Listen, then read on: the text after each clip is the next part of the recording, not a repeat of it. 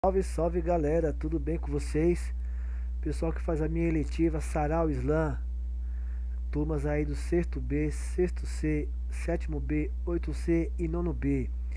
Vamos falar um pouco aqui sobre literatura de cordel, tá bom, pessoal?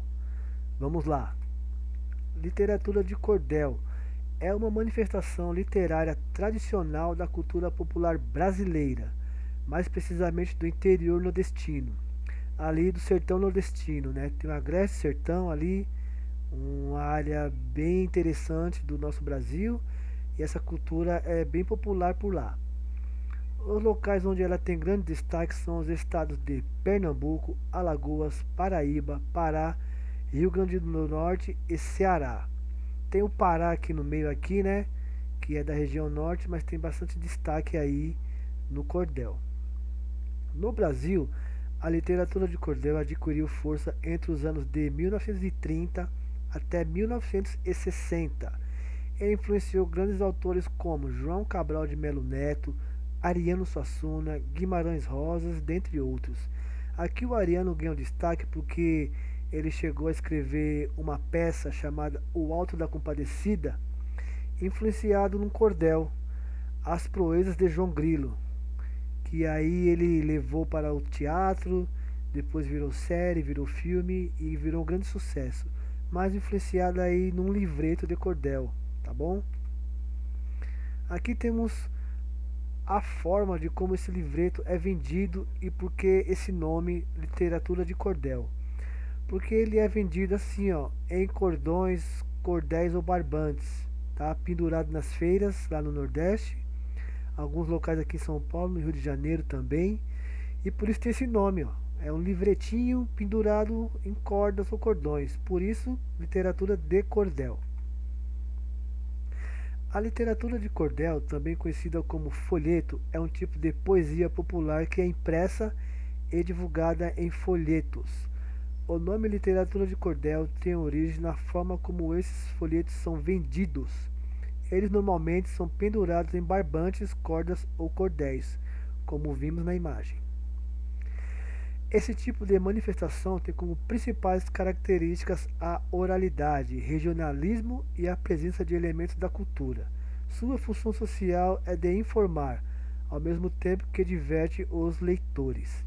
Sua forma de apresentação são os folhetos, pequenos livros com capas de estilogravura, que é uma espécie de desenho feito na madeira e usado como carimbo. Depois a gente vai falar sobre estilogravura, tá bom? A literatura de cordel é considerada um gênero literário, geralmente feito em versos, sempre usando a linguagem e temas populares. Além disso, essa manifestação recorre a outros meios de divulgação. Em alguns casos, os próprios autores são os divulgadores de seus poemas. Ou seja, é aquela história do faça você mesmo, né? Você escreve, você imprime, você faz a capa, você divulga e você vende. Você tem todo o contexto de produção da sua arte, né? Você tem ali, antigamente não tinha tanta divulgação como hoje tem, mas aí era o recurso que tinha na época. Isso virou próprio da cultura, certo? Aqui mais uma imagem, tá? Numa feira, tá aqui num plástico, diferente dos cordões, mas é a mesma concepção, tá? Vendendo aí nas feiras do nosso Brasil, tá certo? Em relação à linguagem e o conteúdo, a literatura de cordel tem como principais características linguagem coloquial, informal, aquela coisa de como o povo fala, falar igual a gente, né? No dia a dia, ali bem próximo do popular.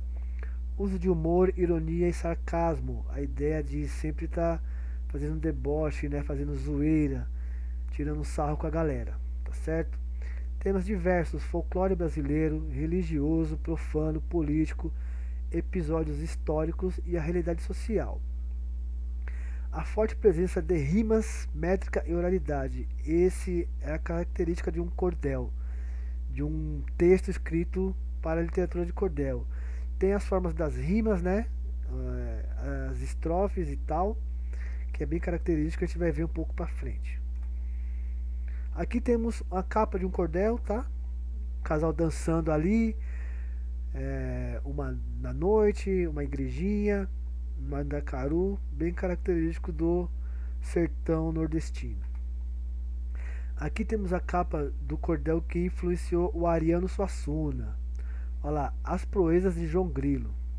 Esse aqui é um dos mais famosos assim de cordéis, tá certo? Então, galera, vou ler um trecho aqui do cordel As Proezas de João Grilo. Autoria do cordelista paraibano João Martins de Ataíde. Nasceu em 1880 e faleceu em 1959. Beleza?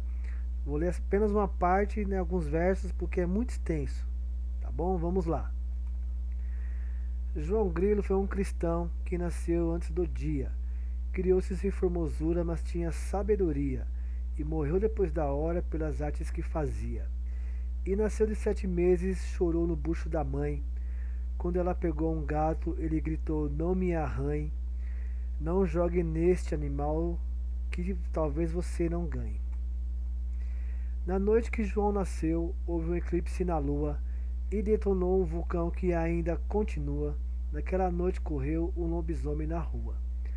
Porém, João Grilo criou-se pequeno, magro e sambudo, as pernas tortas e finas e a boca grande e beiçudo. No sítio onde morava, dava notícia de tudo. João perdeu seu pai com 7 anos de idade. Morava perto de um rio e ia pescar toda a tarde. Um dia fez uma cena que admirou a cidade. O rio estava de nado, vinha um vaqueiro de fora. Perguntou dará passagem. João Grilo disse: "Inda agora. O gadinho do meu pai passou com o lombo de fora." O vaqueiro bota o cavalo com uma braça deu nado. Foi sair já muito embaixo, quase que morre afogado. Voltou e disse ao menino: "Você é um desgraçado." João Grilo foi ver o gado para provar aquele ato. Veio trazendo na frente um bom rebanho de pato. Os pássaros passaram na água. João provou que era exato, né? Aí alguns versos, né? Algumas estrofes.